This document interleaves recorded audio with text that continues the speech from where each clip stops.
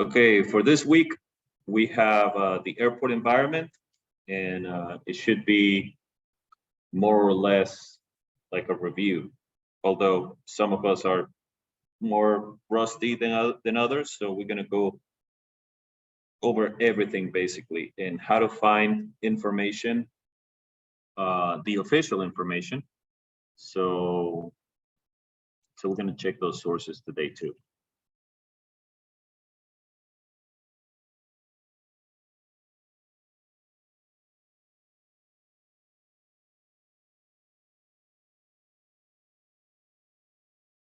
There's one marked discussion also for the instrument approach, how to choose an instrument approach. You can listen to that. That's for September 4th. This one, I'm still tweaking it, so I'll probably publish it tonight.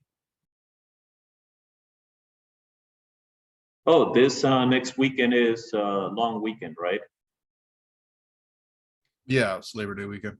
Labor Day. Okay, so I'm gonna put it. I'm gonna post all of these assignments for Monday night.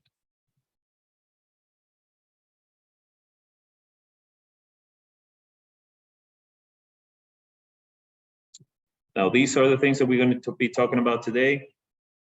So become familiar with the airport environment, including collision avoidance and runway incursion avoidance, National Airspace System. We're going to go over that again.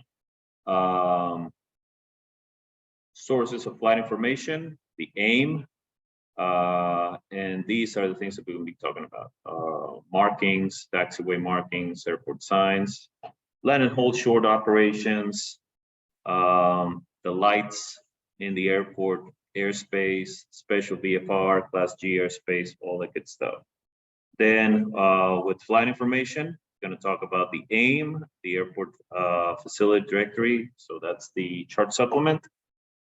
NOTAMs, advisory circulars, all that good stuff. So that's what's going on for today.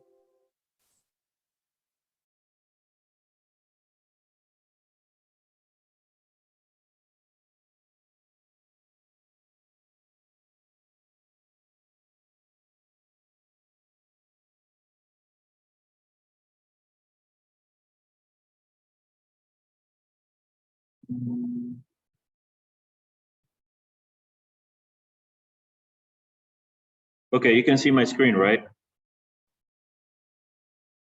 Yeah. Yep. Chapter 2, section 9. All right, perfect. So right now we're going to talk about airports, airspace, and flight information. You're going to find this information on your Jefferson book on chapter 3. Okay. Now, there are 3 types of runway markings. We have the ones for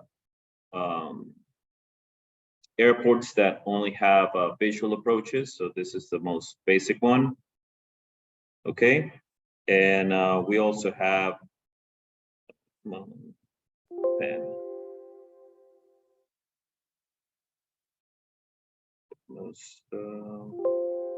okay, the most basic. This one is not working. You will also have, when you have a non-position instrument approach, you have the markings, you have the piano keys, and this is the one that gets people confused sometimes, and there are plenty of FAA questions when it comes to this one. Whenever you have a precision approach, you will have the threshold markers, you will have the side stripes, you will have the touchdown zone markers. So the 1,000 foot distance markings, and these markings go all the way down, 3,000 feet down the runway, and they are separated by 500 feet increments. And these markings are part of the ILS as well. Okay, so the airport markings, the lights, and the localizer and the glide slope, those are the components of the ILS. So remember that. A little bit of a review on airport signs. Carl,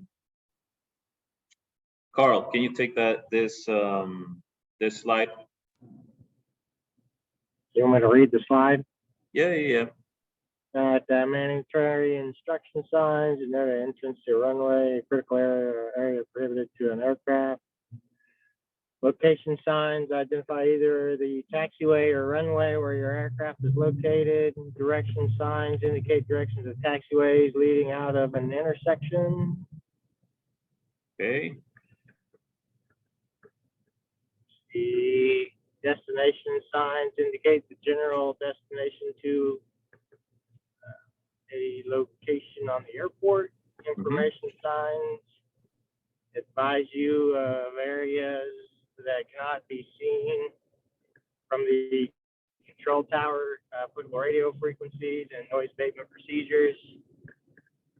Runway destination, distant remaining signs provides distance remaining info to pilots during takeoff and landing ops. Yes. Mr. Luque, could you, oh, thank you. I want to take a picture of that. Yep. Who was that, Carl or Boomhauer? Was that what? I said, was that Carl or Boomhauer reading that? Nobody likes Navy people.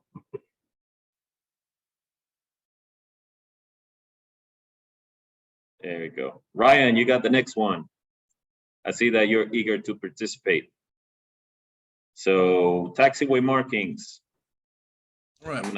I'm gonna highlight them, make it a little bit easier. All right, go ahead. All right, sign and location is on taxiways at intersections with runway and at runway/runway intersection. The pilot action sign purpose is do not cross unless clearance has been received at a towered airport or until clear non-towered airport.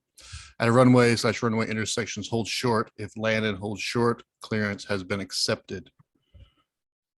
Then if you have one that says approach in, so hold position on taxiway located in runway approach or departure area, hold controlled airport, hold when instructed by ATC, non-controlled airport, proceed when no traffic conflict exists.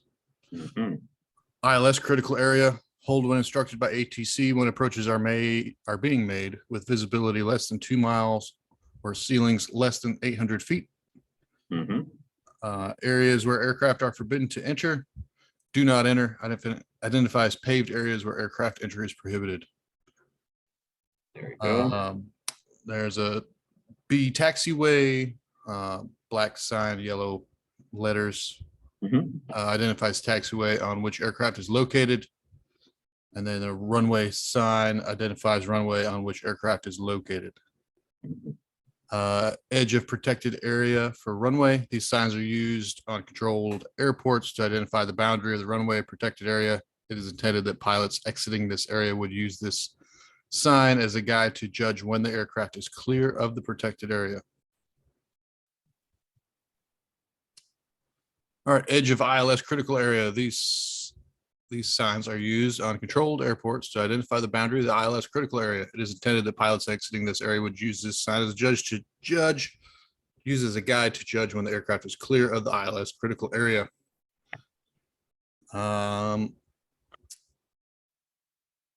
Taxiways and runways on taxiways provides direction to turn at next intersection to maneuver aircraft onto named taxiway. On runways, it provides direction to turn to exit runway onto named taxiway. Provides general taxiing direction to named runway. And then provides general taxiing direction to identified destination. Other destination signs include directions to taxiway runway. Black sign with white numbers provides remaining runway length in 1,000-foot increments. Land and hold short point for other than intersecting runways as instructed by ATC. Red sign with white letters. And then yellow hash marks indicates taxiway does not continue. Okay. You can see, different areas where we can have all of these signs in the airport. The non-movement areas, remember, those, airplanes are not supposed to be there. So keep that in mind. And Yellow markings for the taxiways, white markings for the runway. An issue that's been out there in the media for last week is runway incursions and mid-air collisions and all that, right? So we want to avoid a runway incursion. Reese, can you read that? Any occurrence at an airport involving an aircraft, vehicle, person, or object on the ground that creates a collision hazard or results in loss of separation with an aircraft taking off or intending to take off, landing, or intending to land. Okay, and now best practices to avoid runway incursions. Go ahead. Okay. Study airport layout. Complete checklist items before taxi or while holding short. Yeah. Clear, calm, read back runway, hold short, line up and wait. While taxiing, know your precise location. If unsure of a location, stop and ask for assistance. If possible, position yourself so you can see traffic. Monitor appropriate radios. Stay on tower frequency after landing until instructed. Use exterior lights. Report unclear markings and diagrams. Prepare when operating where lasso ops are in effect. And we're going to talk about those, okay, right now. So lasso operations, those are land and hold short operations. So if you're issued a land and hold short clearance, you have to be aware you have less runway remaining in front of you. And before you accept the land and hold short instruction, you need to know if you're going to be able to make it. Now, you can always refuse a land and hold short clearance. If they tell you, hey, exit on Bravo or, land and hold short, and you know that you won't be able to make it, you can just say unable. And they're going to have to clear, have the other airplane and go around, and you'll take the rest of the runway. If you receive and you accept the land and hold short instructions, you have to stop short of the intersecting runway before the land and hold short signs and markings.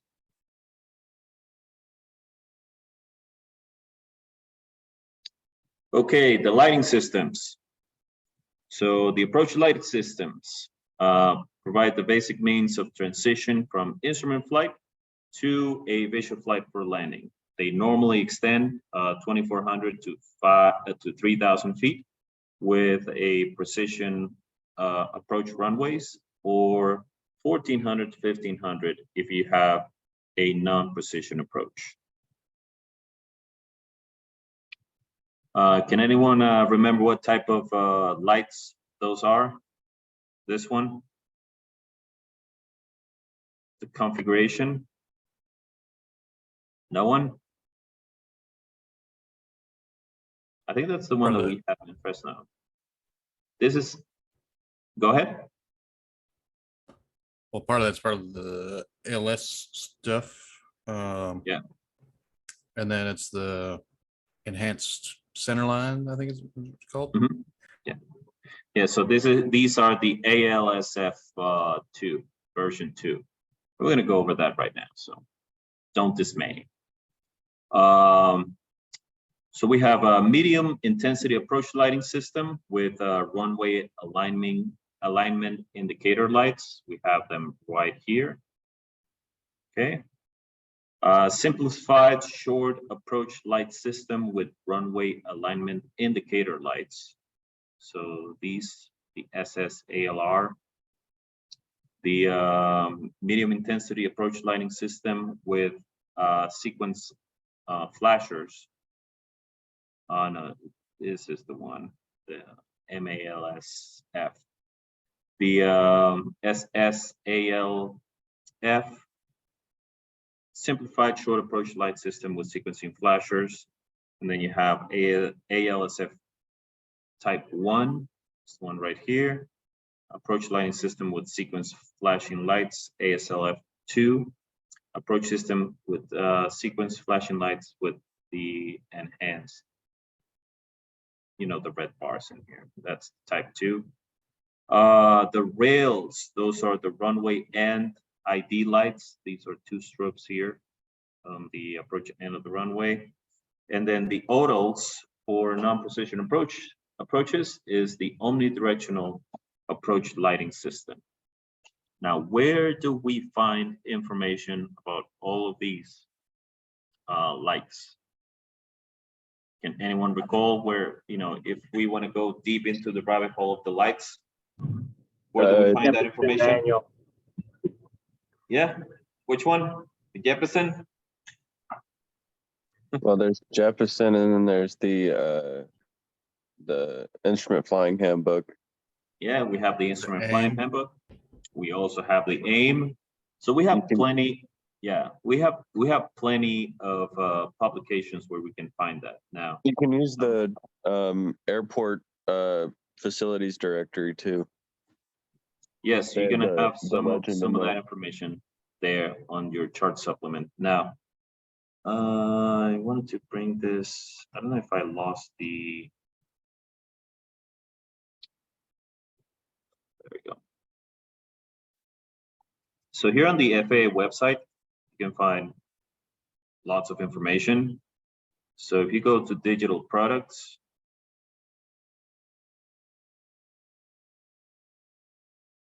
you'll find okay, the publications.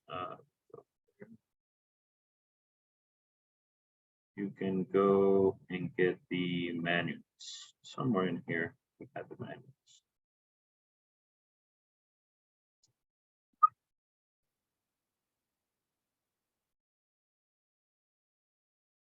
Flight information.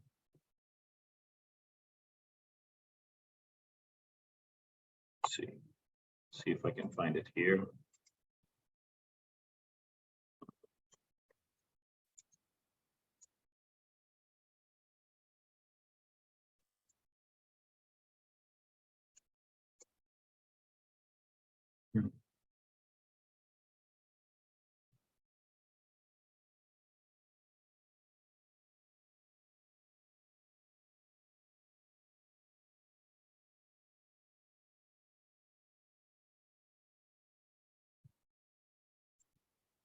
Here on the AIM.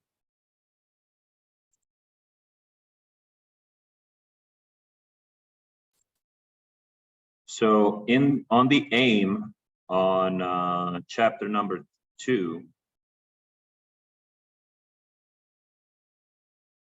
you have all the information that you need about the lights. Okay, so you can go check your AIM if you want to dive into the nitty-gritty of each one of those. All information right there.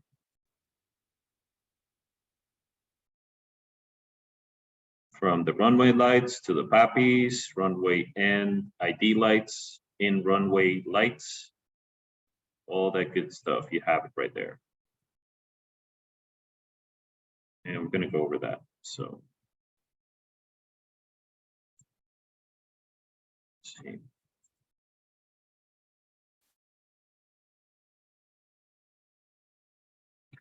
VASIs.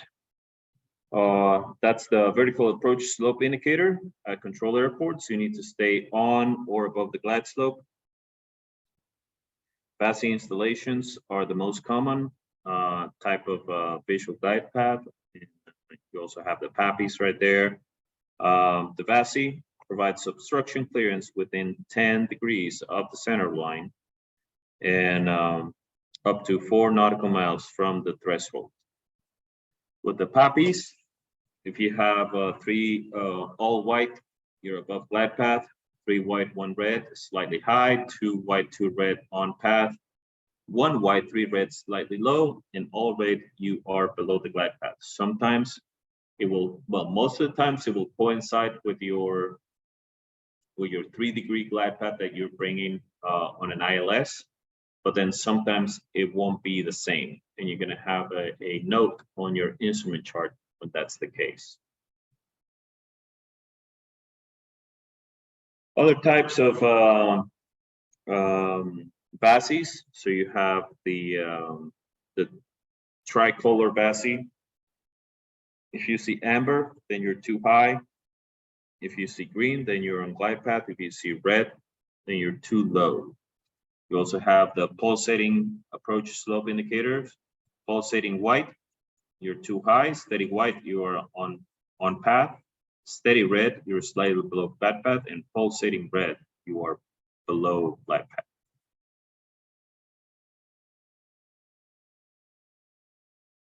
Here on the airport, let's zoom in.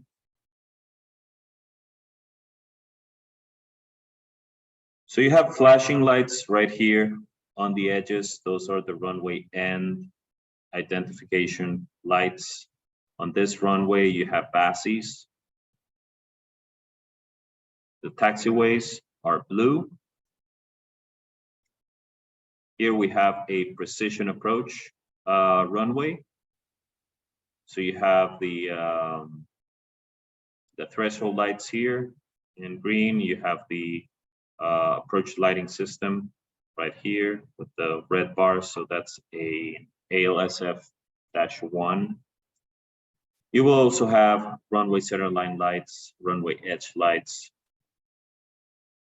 as well. The airport beacon, when is it on? Anyone remembers? During IFR conditions or At night, sunset to sunrise. Yeah, so from sunset to sunrise and less than VFR conditions. All right.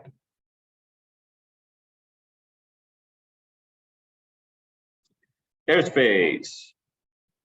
Controlled airspace. We have Alpha, Bravo, Charlie, Delta, and Echo. Okay.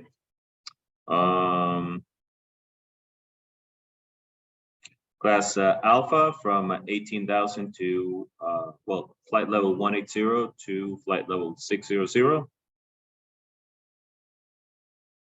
And let's see the entry requirements.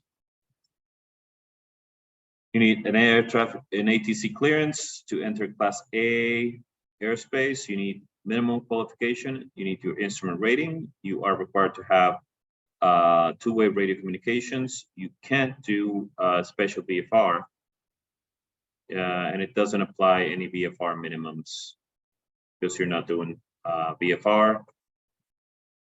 You will get traffic advisories, and that's when you set pressure altitude on your altimeter. Class Bravo airspace, you need ATC clearance, so you need to hear the words, hey, so-and-so, your call sign, you're clear to enter the Bravo. Now you are authorized to enter. Otherwise, stay away from the Bravo. Now, if you are on an instrument flight plan and you've been directed, it is assumed that you are, flying in the system, so you can enter the Bravo. You need a private or student pilot certificate with an endorsement for you to enter the Bravo. You need two-way radio communications, special VFR. In some of them, most Class Bravo airspaces don't allow special VFR, but then it's going to be annotated there in the chart that no SVFR. Minimum visibility 3 miles and then clear clouds. You'll get VFR aircraft separation, because you're going to get separation from all aircraft. You're going to get traffic advisories. And this is, to get you lined up, get radar services, shoot instrument approaches. You're going to get weather information. And remember, it's a high density traffic area. Class C airspace, you need to have a two-way communication. So once you hear your call sign, okay, you've established two-way radio communication, you can enter basically the Class C airspace. There are no minimum qualifications, basically, student pilot certificate. You need to maintain two-way radio communications. You can have special VFR visibility, 3 static miles, and cloud clearance standard, 500 below, 1,000 above, 2,000 feet horizontal. You will get separation from IFR aircraft. You're going to get traffic advisories and basically the same information when it comes to approaching the airport. Class Delta, you need to have two-way radio communications.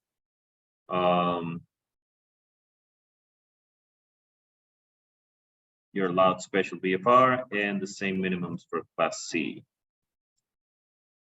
Now, VFR aircraft separation, you're going to get separation from basically tower.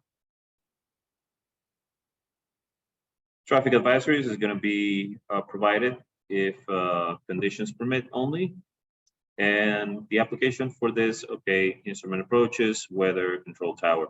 Class Delta, they don't have radar.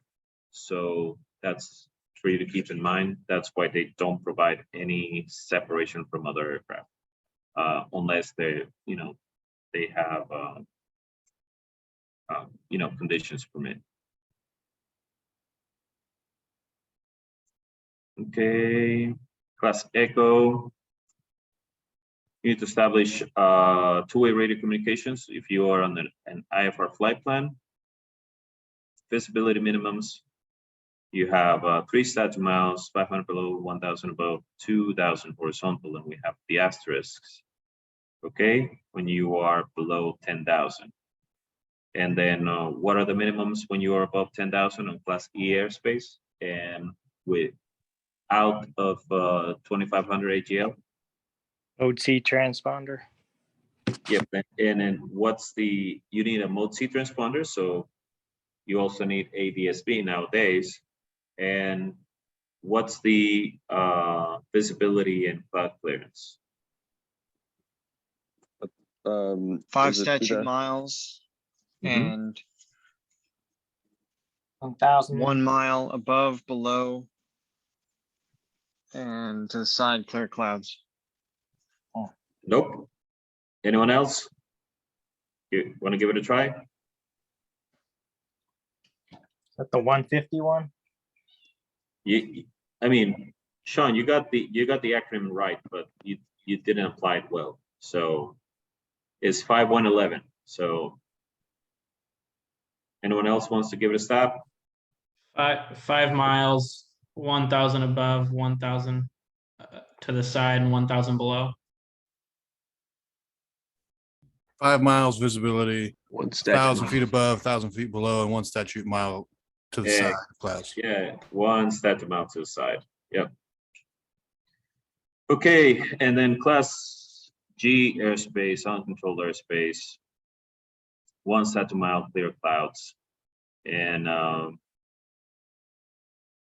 yeah, you're not going to get any separation, so you need to keep your eyes out. Okay. What are the minimums for above 1,200 AGL for Class G airspace? 3 statute miles, 500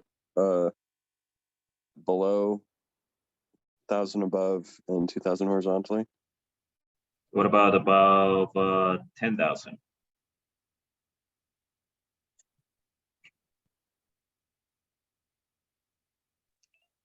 What about above 14.5?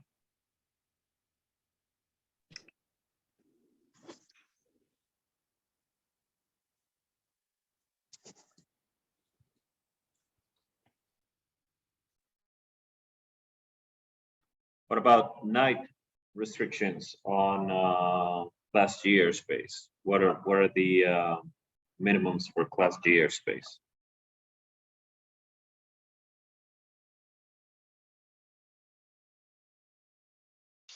Three statute miles, 1,000 feet above, 500 below, and 2,000 foot sideways from clouds. So at night, you need 3 miles visibility, 2,000 horizontal, 1,000 above, 500 below. And when you are above 1,200 and well, between 1,200 and 10,000 is 1 static mile visibility, 1,000 above, 2,000 horizontal, 500 below. If you are 10,000 MSL or higher, you need the 5111, so 5 miles visibility, 1,000 above, 1,000 below, and 1 static mile. Okay, now we're going to go over airspeed limitations.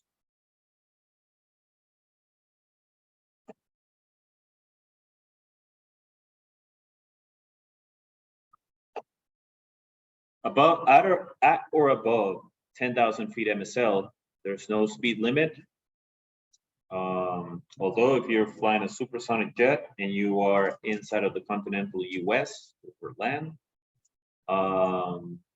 you can't go over Mach 1. Okay, can't go supersonic over the continental US. Now,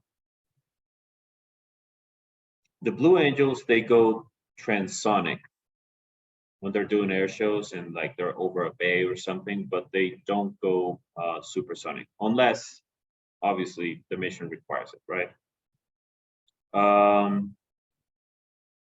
Inside of Class B airspace, maximum airspeed is going to be 250 knots.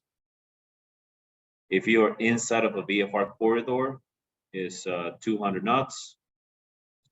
Below Class B airspace is 200 knots. And if you're inside of Class C or D airspace is 200 knots. Now, provided that is safe. Yeah, if safety becomes an issue and you really need to go faster than that, then you don't have to go by these restrictions. Okay.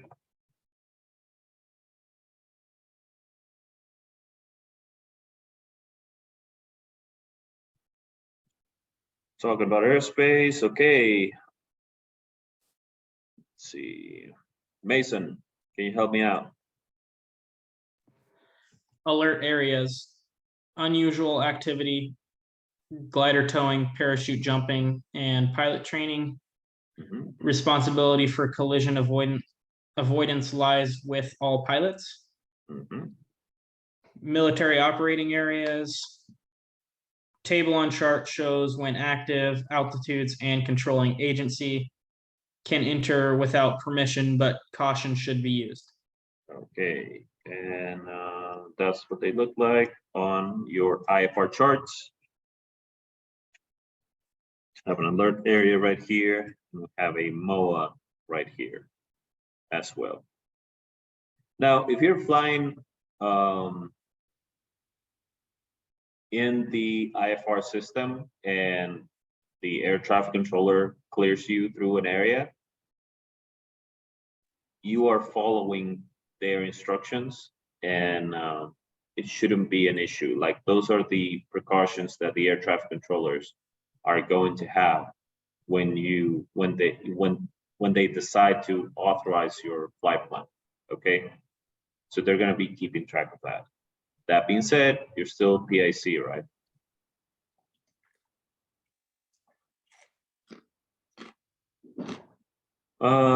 Warning areas. Matthew, can you help me out? Warning areas. Oh, we got two Matthews. Sorry. We got Matthew.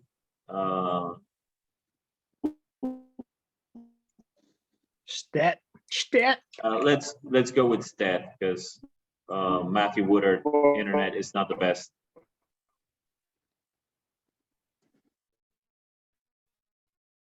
Stat.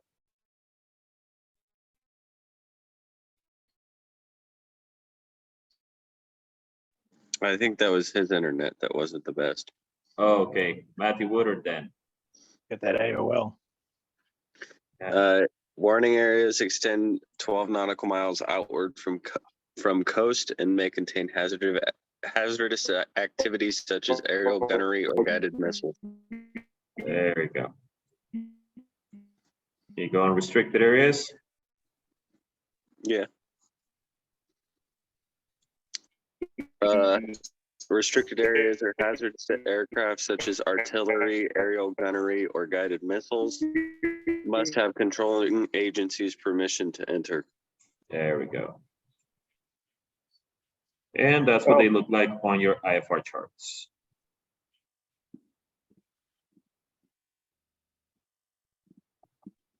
So basically the warning areas and the restrict areas, we have the same definition. It's Okay, just that yeah, the we're- warning areas are, Warning areas extended 12 nautical miles outward from coast. Yeah, yeah, we're good. We're good, Matt. Good job, Stat. Way to be a participant. is it working? Yeah, well, the internet is your voice is Can cutting you guys out. hear me now?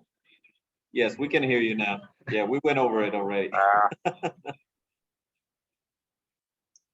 I never lost you guys. Okay. So, what I'm saying is, restricted areas and warning areas, they're basically the same, but the warning areas, those are offshore, down the coast.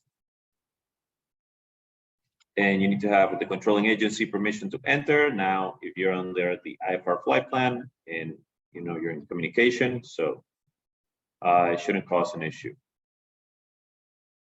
Prohibited areas, they're established for security or national welfare, and you need to have permission to enter. CFAs, they're not depicted on the charts. And when an aircraft enters the area, they're going to cease operations. They're going to stop firing on the gun ranges, and that's it. Okay. MTRs, military training routes. They are set for high-speed military aircraft, normally flying, faster than 250 knots.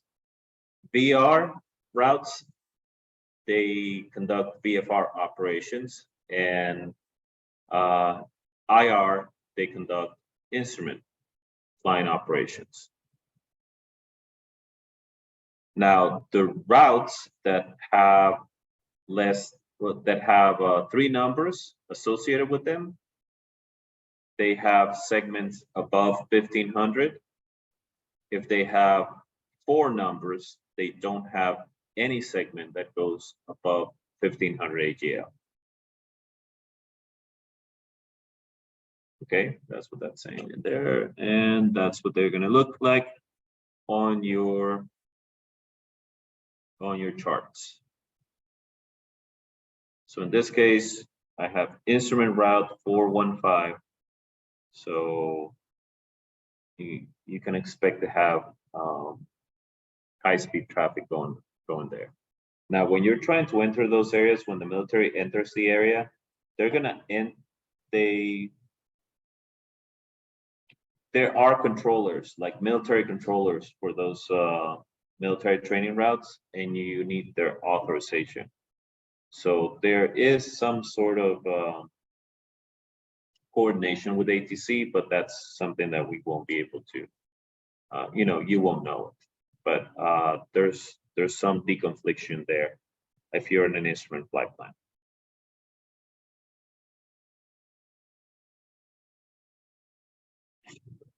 Also have national security areas, TFRs, and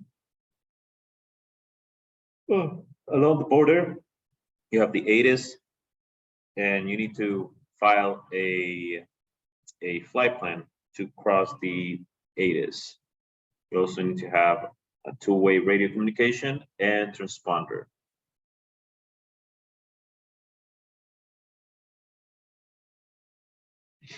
Now let's go into publications. So the AIM, in the AIM, we don't have regulations, but we have explanations of procedures, basically. So you can use it as a quick reference guide. You will find information about health and medical facts. you'll find also the glossary of pilot and controller terms.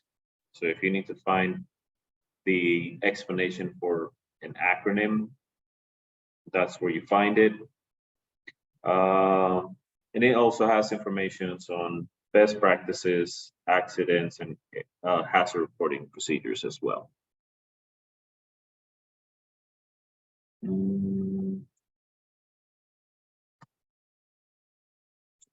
Chart supplement.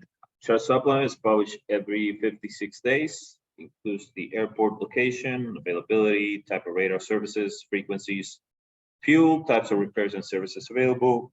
If they have customs as well, you can find it there. Gives you information of the navigates in that area, runway materials, lengths, widths, gradients, traffic patterns, weight limits, and all that information. Also contains information on parachute glider operations or special activities with that big old title right there on or near the airport.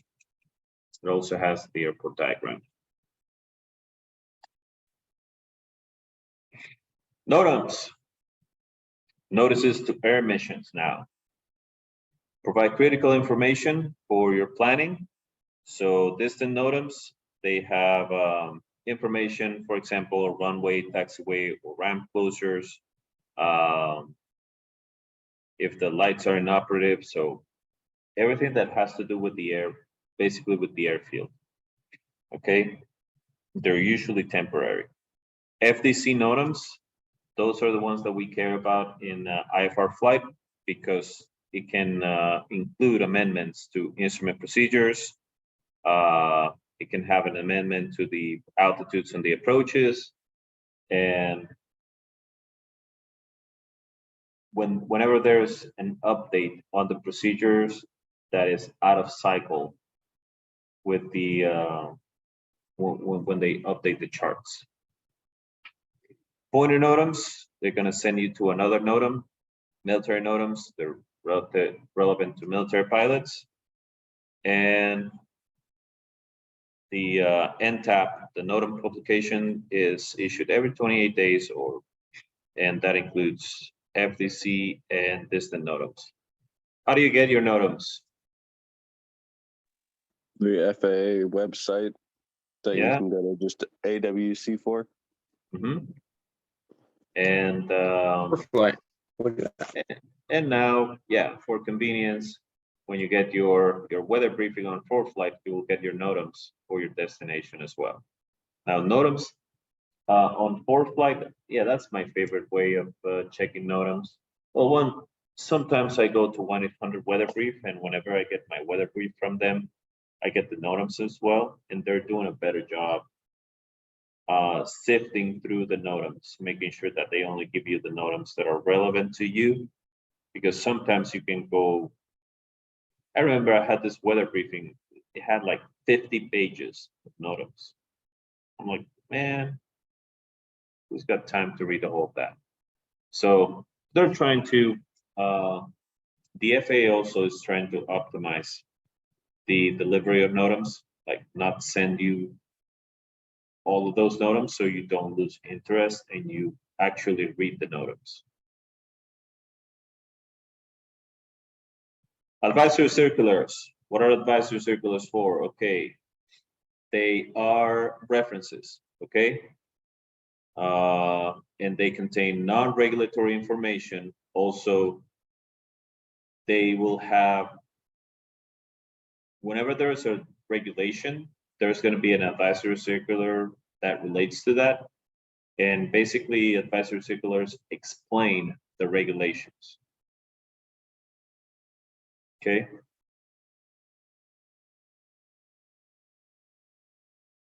Okay, Air Traffic Control Center provides air traffic control service to aircraft operating on IFR plans within the controlled airspace, and especially during the route phase of the flight. You usually call them centers. There's 21 centers on the on the continuous US, and the centers are built to ensure safe and expeditious air travel. They use air route surveillance radar. They provide traffic separation, so they separate IFR traffic from IFR traffic. They will separate you if you are on an IFR from VFR aircraft. And if conditions permit, then you can get flight following, and it will, provide flight following. If you are processing your flight plan, you need to file an IFR flight plan. If you are below VFR minimums, you can do it by phone, for flight, online, 1-800 weather brief, or you can do it through air traffic control by radio. The flight plan is analyzed. Well, it's entered into the system, analyzed for the route and the restrictions. If you're flying an IFR flight plan, give it at least 30 minutes before you depart so they can analyze it and give you any amendments if required. Now, after processing, the clearance will be ready, sent to the centers. They analyze for restrictions or conflict, and they will amend it if necessary. If your departure time is delayed past 1 hour, you need to tell air traffic control.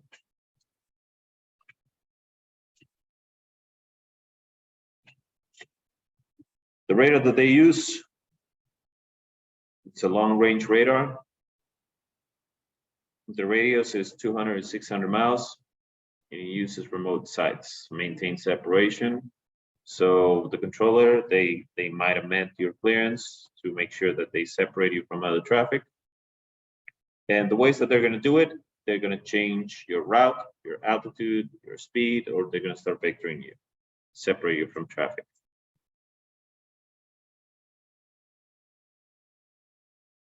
Now, pilot responsibilities. You need to know your IFR requirements and when do you require a clearance. You need to comply with your PIC requirements in accordance to Part 61. You need to make sure that the aircraft meets the requirements in accordance with Part 91. You need to file an IFR flight plan if the weather is below VFR minimums. And services by air traffic control centers, separation from VFR traffic, weather avoidance, and emergency assistance if conditions permit.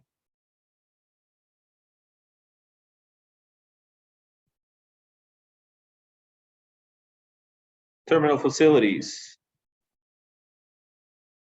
They integrate the flow of IFR departures and arrivals, and that's what we call departure and approach control. TRACON coordinates with a center from the route to the terminal area, and they have a control of 15-mile radius up to 17,000 feet. And they sequence the flights for the tower, and then the tower gives you the landing coordination, takeoff coordination, and sometimes you will have taxi coordination with ground control, but they're going to be up there too.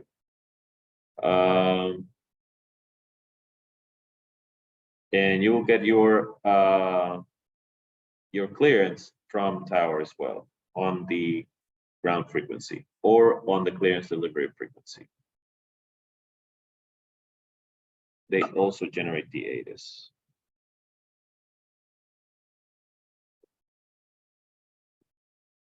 TERSAS, okay. Terminal radar services, okay.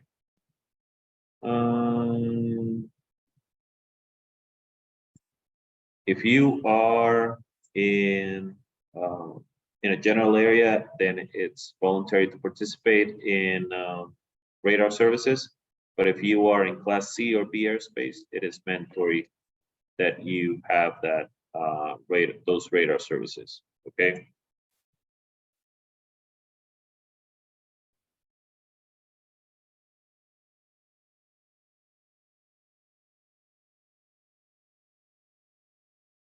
ADSB.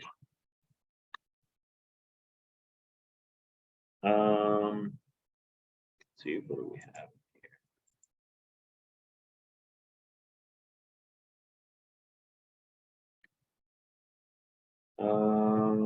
RIS.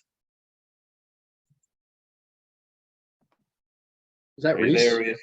Reese? Yes, Yeah. Reese. What's up? Okay, can you describe scenario number 1? Let's say that you're flying with a Stratus, so you have ADSB in, but your airplane for some reason is not equipped with ADSB out capability. Okay. What are you going to be able to see? I'm going to be able to see On your iPad.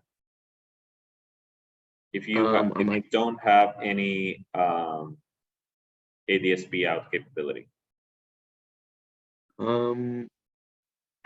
like so ADSB out is no. Am I going to see other traffic? I think.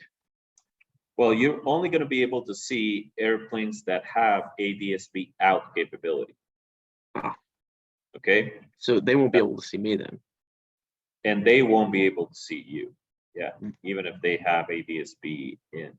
I mean, if they have ADSB out, but you have a mode C transponder, then they will be able to see you, but you won't be able to see airplanes that are operating with their mode C.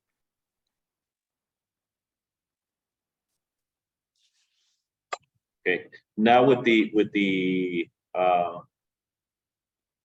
general mandate by the FAA that everyone needs to have an ADSB out, you have less and less airplanes that are operating on mode C only. But when was that deadline? I thought that deadline was already passed. yeah, it already They passed. extended It's it? like 2020. It's standard. Yeah. It's standard now. Like whenever you need mode C, you need ADSB out. Yeah, right. And you got to remember that you don't have to have mode C or ADSB in majority of the airspaces. So there's going to be people out there that are flying without it. So Without it, yeah. but if they have flight following or being picked up on primary, if you have FIS, I'm sure we'll get to it, but if you have FISB in, you can see those people who don't have ADSB out. Is that FISB you said? Is that a option? Yeah, that's So a mode. That's one of the ways that they send information. So yeah. So FISB is the combination of ADSB and weather and all that. So like if you have Data link, basically. weather in, but it's through the FAA basically, not through Sirius or whatever. Like it's like my GDL 50, I have FISB in, so I get weather and ADSB in, not only from other airplanes, but I also get it from the FAA, it's from the ground stations. So if somebody's on flight following and they don't have ADSB, then I can see them on my iPad, basically. Yeah. Oh. So this is what I'm trying to get to too. Okay. So if you are within 30 miles of an airplane that has ADSB out, you will be able to see, obviously, that airplane. If you don't have ADSB out, almost like same scenario, but you get within 30 miles of an airplane that has ADSB out, you will be able to pick up airplanes that are on mode C, provided that those airplanes are within that airspace of 30 miles and closer in an altitude of about 7,000 feet, because the FAA will send the signal with this information about this guy to this airplane, and you're piggybacking off of that signal that they sent this guy. Interesting. Yeah. Now, if there's a person outside of that area of coverage, you're not going to be able to see it.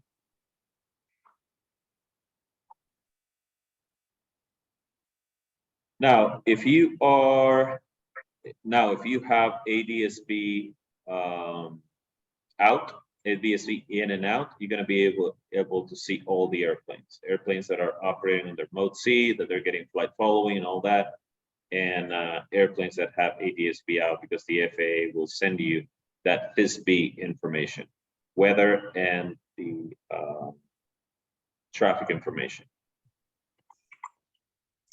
But if they don't have their mode C or the ADS-B out, then you won't see them at all, and they won't. You won't see them out, yeah.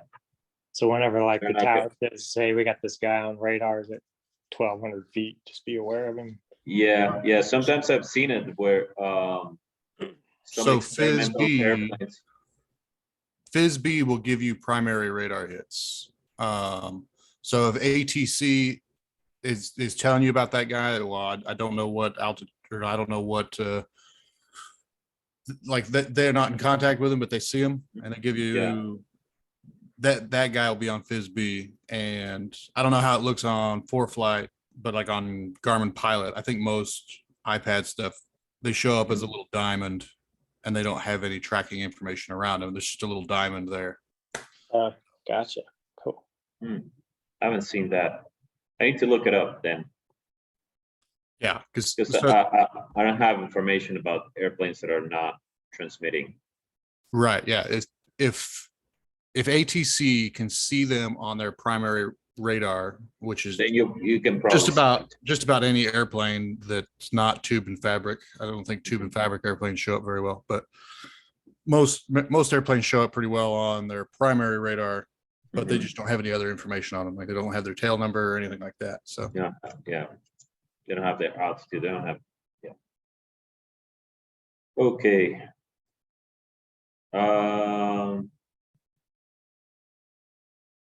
Air traffic control clearances. So whenever ATC gives you a clearance and you are on your flight plan, you are not to deviate from it unless you have an emergency, okay? Now, or if, let's say, it's the example here that you've been vectored and you are VFR only, you don't have your instrument rating yet, and they're vectoring you into a cloud. Okay, now you can deviate from that, tell ATC, hey, you're sending me into a cloud.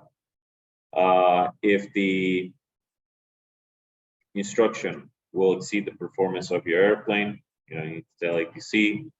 If you consider that it's unsafe, then tell ATC that you won't be able to comply. And what you can do is you can request an amended clearance. I mean, they're going to be disappointed for a couple of seconds, but that's okay. They'll survive. And request them that they amend the clearance. If you deviate from a clearance, tell ATC as soon as possible. And if you're required, I mean, you only need to file a report if they request it. So if you tell ATC, hey, unable, we're going to have to give you another option.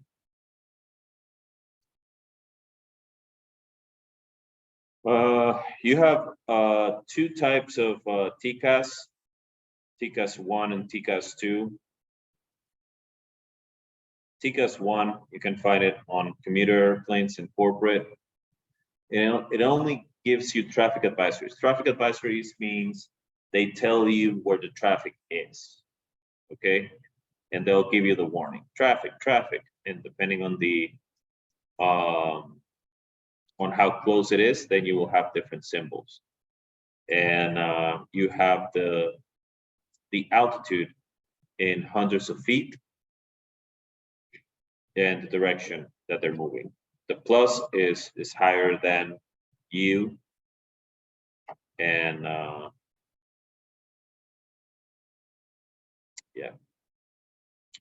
TCAS 2, that's what commercial airlines have, and it gives traffic advisories and traffic resolutions.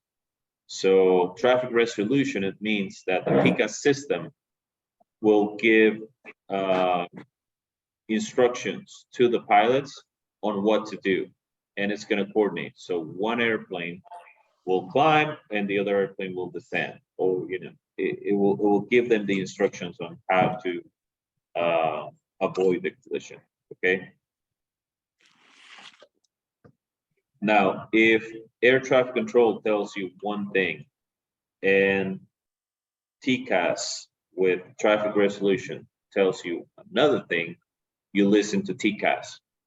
Okay. Because it happened in the past where one pilot listened to what ATC said and the other pilots listened to what TCAS said, and they both ended up colliding at a different altitude. I think both of them climbed. So if you get into that situation, you are to listen to TCAS. VFR conditions, you're required to see and avoid all aircraft, even if you are on an IFR flight plan. If you are, this goes in the test. Okay, climb at an optimum rate until you are within 1,000 feet of your assigned altitude. Okay, then you should climb at a rate between 500 and 1,500 feet per minute. Now, air traffic control will expect you that you climb at least 500 feet per minute on your climb. If you are unable to maintain that climb, you need to tell ATC. Okay, so maybe they can give you a different route if required. Okay.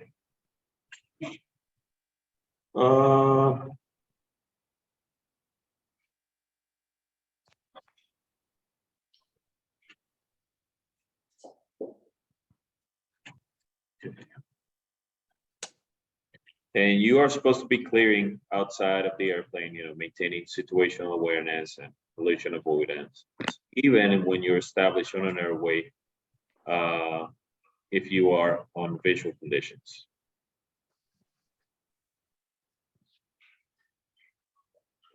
Now, when do you file an IFR flight plan? You're going to Class A airspace. You're going into instrument meteorological conditions, and you make sure that the aircraft and the crew are legal and safe to perform the flight. Now, once you cancel IFR, if you're in the middle of an IFR flight plan and you cancel IFR, you need to get a new clearance before entering your Class A airspace or getting into the weather, okay? And you have to maintain VFR or below Class A until IFR clearance is obtained again. What are the things that you're going to see on your IFR clearance? You're going to hear your call sign. You're going to give you your clearance limit, your departure procedure, the route of your flight, the altitudes you're going to be flying. If a holding is required, they're going to give you the instructions of the hold, frequency, transponder, and any other special information that they need from you, that they need.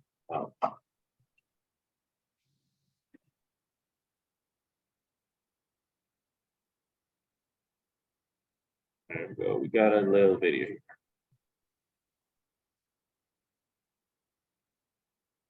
Getting an IFR clearance.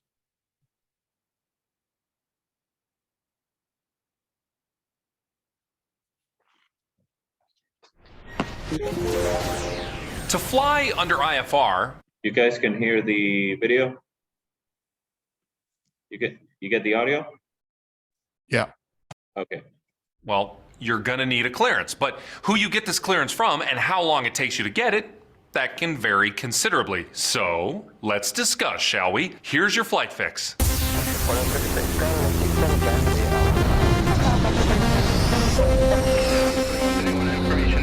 talk us through it, okay? And we'll do it together. Welcome to the Cirrus Approach Flight Fix, the bite-sized flight training show dedicated to pilots who never stop learning. When it comes right down to it, who you call and when you call for your IFR clearance depends on where you're departing from. As a rule of thumb, you'll want to receive your clearance directly from ATC whenever it is possible. That's going to be your most straightforward solution. Think of it like this. The more links there are in the communication chain, the more time it's going to take to receive your clearance, not to mention the increased chance of an error or miscommunication in that chain. So the question is, who you gonna call? Ghost. No. For the answer, Hold on.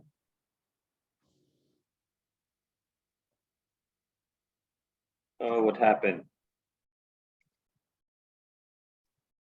to get your IFR clearance, so hang with me. First, for the answer, let's pack up and head to the totally chain. So the question is, who you gonna call? Ghost. No. For the answer, let's pack up and head to the totally pretend pixel-based hangar. There are 3 common ways to get your IFR clearance, so hang with me. First, you can get it directly from ATC, so like clearance delivery or ground control at a towered airport. Pretty much your simplest solution. Or you can grab an approach or center frequency if you're at a non-towered airport. Now the second way, you can have it relayed through flight service, and finally, when the weather's nice out, say clear in a million, you can depart VFR and pick up your clearance while you're already airborne from whatever air traffic control facility kind of owns that airspace. Typically that's going to be an approach or center facility, and it may just turn out that this is just kind of an educated guess on your part based off of an approach chart that maybe you're using at that airport, a low altitude and route chart, or just some local knowledge that you have of that airport. But worry not, worst case scenario, if you call it the wrong frequency, they'll just hand you off to the correct frequency and maybe you just have a little bit of a red face, no big deal. So you can kind of see where this whole kind of pop-up IFR clearance thing is going. Before you consider this route, you got to consider your workload during departure. Adding this additional task to an already high workload phase of flight may not be worth the few extra minutes that it saved you, but that's up to you, and it might help you out operationally at the time. All right, back to the question we all came here for. How do you figure out who in the world to call for your IFR clearance? The answer's often right there on your 10-9. My what? Good question. The 10-9, your airport diagram chart. When you're departing an airport with an operating control tower, things are pretty straightforward because you have ATC right there on a clearance delivery or ground control frequency. Where the water gets a little murky is when you're departing a non-towered airport. But hey, I have a good idea before we clear this one up. How about some love for this episode's sponsor? This episode of the Cirrus Approach Flight Fix is brought to you by the Cirrus Aircraft IFOM, the interactive flight SR series flying from a non-towered airport, and you need to get an IFR clearance. In this case, you'll again want to use the airport diagram to determine who to call. As you sift through the frequencies, you'll want to exhaust every option for talking directly to ATC before you even begin exploring alternatives such as going back to that flight service, relaying through maybe another aircraft that's already airborne over the radio, or even the pop-up departing VFR. Referencing that airport diagram, if a frequency is published in the heading, then it should be usable on the ground. If there isn't an approach or center frequency listed, then you need to have your clearance relayed through flight service. You can get a hold of them in 2 ways. One, well, just use your radio directly from the airport, or you can call them on your cell phone. When the radio frequency is a little too congested, or maybe you're just not getting through, maybe there's an obstruction to the frequency, calling using your cell phone might be the fastest and easiest way to get a hold of them. And as a bonus, if you've got your mobile device paired using Bluetooth to the avionics in your Cirrus, well, then you're just pretty cool and you can talk to them right through your headset. So to sum it all up, here's the deal. When obtaining your IFR clearance, make every attempt possible to solicit directly through ATC. That's step number 1. Usually it works. And that means if you're at a towered airport, you'll be able to use clearance or ground control frequency. If you're at a non-towered airport, then typically your best immediate approach is to shoot for that center or approach frequency that you can grab from the ground. And then in those situations where it's not possible to contact ATC directly, your best bet, just have your clearance relayed through flight service. The key to deciphering who to call, well, that's right there in your airport diagram for your departure airport.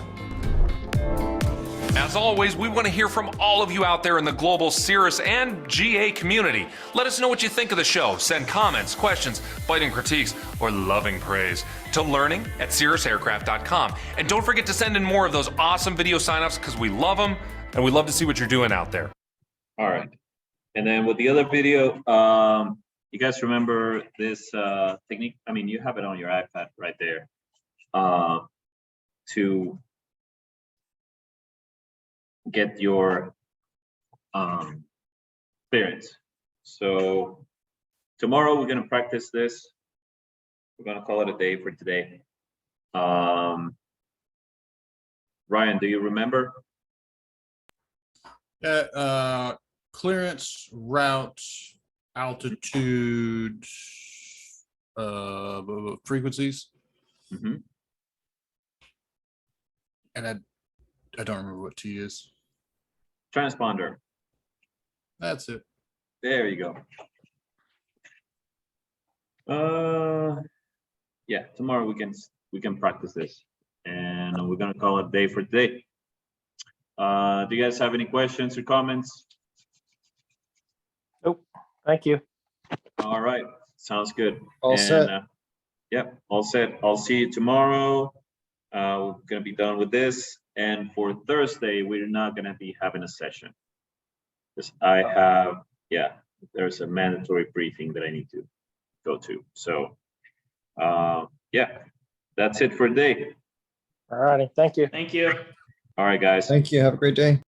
All right, you too. See you tomorrow.